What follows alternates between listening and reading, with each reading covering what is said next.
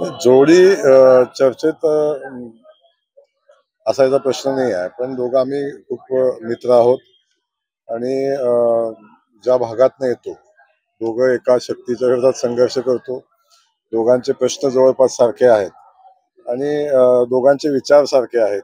दोघंही आम्ही सगळे मतदारसंघासाठी काम करणारे आहोत. पार्टीसाठी मनापासून काम करणारे आहोत. देवेंद्रजींच्या नेतृत्वाखाली आम्ही सगळेजण काम करतो. आणि हे सगळं काम करत असताना आमच्या सवयी सारख्या आहेत. आम्ही दोघेही निर्व्यसनी आहोत.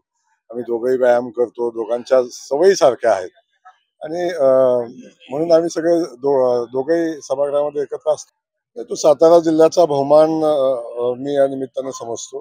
हे समजत असताना खूप मोठी जबाबदारी पण सातारा जिल्ह्यातल्या आमच्या सगळ्याच नेत्यांच्यावर आहे की पार्टीनं जबाबदारी दिलेली आहे.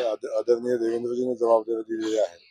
ही जबाबदारी पार पाडत असताना ज्या अपेक्षा पक्षाच्या आहेत, ज्या अपेक्षा जनतेच्या आहेत, ज्यासाठी आपल्याला ही जबाबदारी दिली ती पार पडावी आणि पडण्यासाठी मनापासूनचे प्रयत्न करण्याची जबाबदारी आमच्यावर आहे.